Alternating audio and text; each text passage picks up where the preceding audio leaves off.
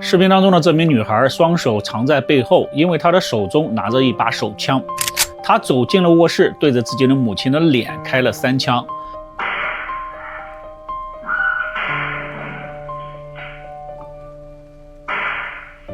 更离谱的是呢，他还邀请自己的同学来参观他母亲的尸体，可以说是丧心病狂。这就是今年2024年3月份发生的案件。这名女孩只有15岁，难道她受到了虐待吗？事实相反啊，她的母亲非常的疼爱她。那她为什么要杀害自己的母亲？她又要面临怎样的判罚呢？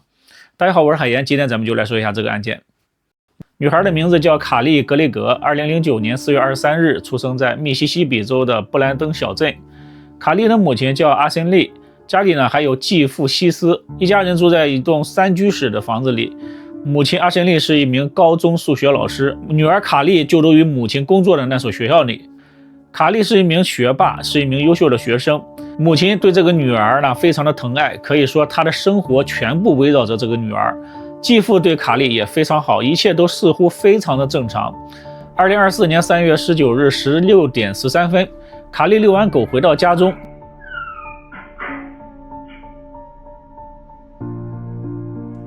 他先往自己的卧室看了一眼，然后呢走进了自己的卧室。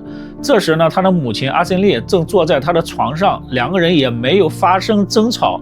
仅仅4秒钟之后，卡莉就离开了自己的卧室，走向了父母的卧室，从父母的房间里拿出了一把手枪，藏在身后，因为他知道家里有一个摄像头正对着他。他先歪头查看厨房发现厨房里没有人，这说明母亲还在他的卧室内。然后他再次走进了自己的卧室，对着母亲的脸开了3枪。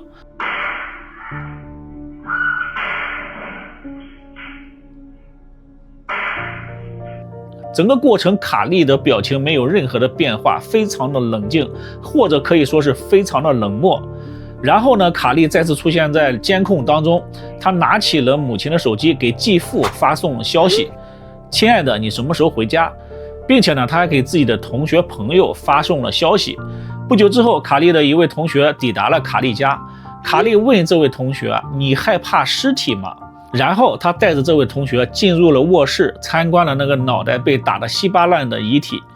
这位同学看到了眼前的场景之后，吓得都愣住了。这时卡莉手里拿着枪，他说这把枪里还有3发子弹，是留给我的继父的，我打算2颗子弹打在他的脸上，1颗打在他的胸口上。然后卡莉就让这位同学先到后院等着。这位同学呢吓坏了，只能去后院乖乖的等在那里。卡莉呢自己在家里等待着自己继父的到来。大概半个小时之后，继父西斯开着卡车回到了家里。当他打开门的时候，卡莉对着继父开了2枪，但幸运的是子弹打偏了，继父的肩膀被打中了1枪。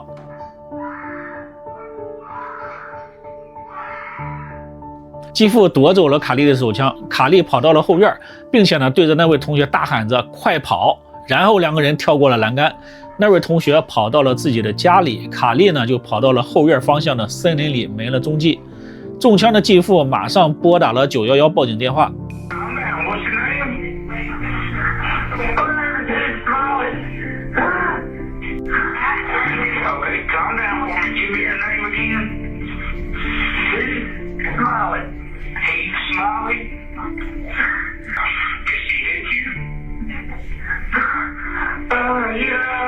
Hit me neck a little bit. Okay, so she grazed your neck? Yes, sir. Alright. And what's her name? Carly Gregg. Carly Gregg? Does she still have a gun on her? I took it from her. She ran. You took it from her and she ran? Yes, sir. Okay, just calm down for me. We got everybody in. Yes, what? She killed her mom. She killed her mom? Yeah, that's what I'm screaming about. Where's the mom? When I do this, she doesn't kill me. 接到报警之后，密西西比州警方迅速的赶往现场。警察敲门后，惊慌失措的继父打开了房门，躺在地上的时候呢，他还再次将自己的经历给警员诉说了一遍。当警方进入房间搜查的时候呢，在卧室里发现了卡莉的母亲阿森丽，她躺在地上，脸上盖着一条白色的毛巾。掀开毛巾后，警员发现阿森丽的脸部中了2枪，下巴的地方中了1枪。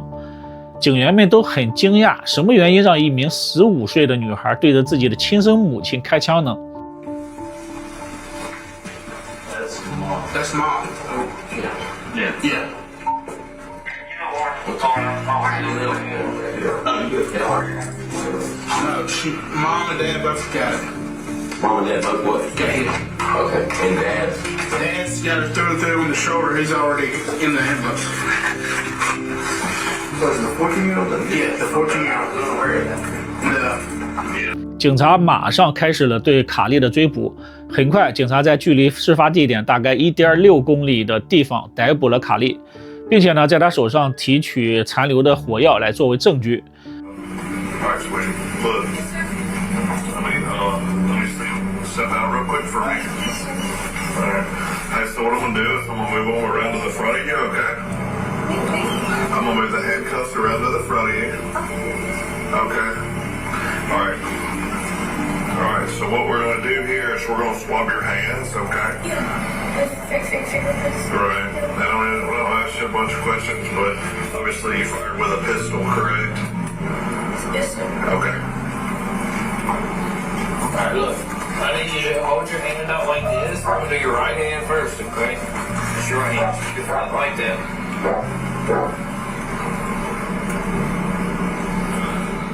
卡莉被捕之后，警察官以1级谋杀和谋杀未遂的罪名对他提起了指控。在初步听证会上，卡莉的保证金被定为100万美元。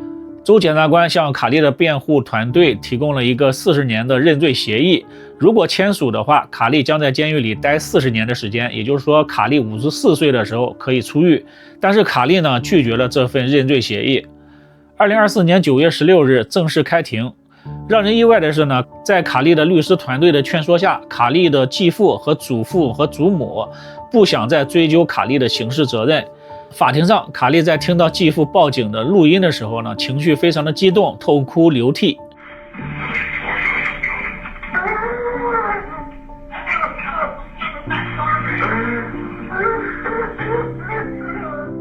那么卡莉为什么要杀害自己的母亲呢？随着审判的进行，事情呢越来越清楚。卡莉和母亲呢在同一所学校里，卡莉是一名学霸，母亲非常爱自己的女儿，同时呢，她对卡莉的管教也非常的严格。案发当天，母亲在卡莉的卧室里找到了几个电子烟，知道女儿偷偷的吸食违禁品。卡莉遛狗回家之后呢，看到母亲发现了自己的秘密。正常情况之下呢，女儿会被母亲教育一顿，或者母女两个人大吵一架。然而呢，卡莉选择了用手枪干掉她的亲妈。法庭上，辩护律师声称卡莉患有精神疾病，案发的时候呢，处于发病状态。辩护律师还请来了一名叫做克拉克的精神病专家来判断卡莉患有精神病。克拉克引用了卡莉的一篇日记。他说卡莉的精神状态有问题，而且呢正在服用精神类的药物。最终克拉克认为卡莉患有双向情感障碍2型，所以卡莉不应该对此案负完全的责任。但是检方法医认为卡莉并没有患有双向情感障碍2型。卡莉的日记内容很有可能是卡莉随便写的，而且呢事发前卡莉从来没有向任何人提起过日记里的内容。更重要的是呢，卡莉作案的时候非常的清醒。卡莉在作案时，为了躲避摄像头，将手中的枪藏在背后。杀害母亲之后，他还哼着歌逗弄2条宠物狗，情绪显得非常的稳定。这些呢，都不是一名精神病患者的表现。另外呢，卡莉还用手机诱骗继父回家，想再谋杀继父。当他的同学到达卡莉家的时候呢，卡莉向这位同学准确说出了他的计划。他说要将剩下的2颗子弹射入继父的脑袋，另一颗呢射到他的胸口。这些呢都说明了卡莉当时是头脑清醒的，是有预谋的，想要谋害自己的继父。并且事后呢，卡莉还试图拆除摄像头，毁坏证据。所以卡莉作案时是完全清醒的，需要对自己做出的所有事情负完全的责任。2024年9月20日，法庭宣判15岁的卡利犯有1级谋杀罪、谋杀未遂和试图毁坏证据的罪名，被判处终身监禁，不得假释。在法官宣判的时候，卡利是嘴唇颤抖低头痛哭。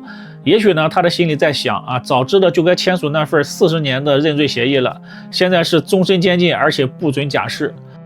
我觉得他是罪有应得如果仔细看监控视频，就会发现卡利在看到母亲在卧室里发现他的电子烟之后呢，中间仅仅是4-5秒的时间，他就拿枪去杀害他的亲妈，前后表情特别的冷漠。杀害亲妈之后，他还向同学炫耀，邀请同学参观母亲的尸体，完全就是没有人性。法庭上他痛哭流涕，出了法庭之后，脸上却露出了诡异的笑容。表面上是一个无辜的小女孩，但实际上她是一名连亲妈都能下手的冷酷杀手。所以呢，我觉得法官判的是没有问题的。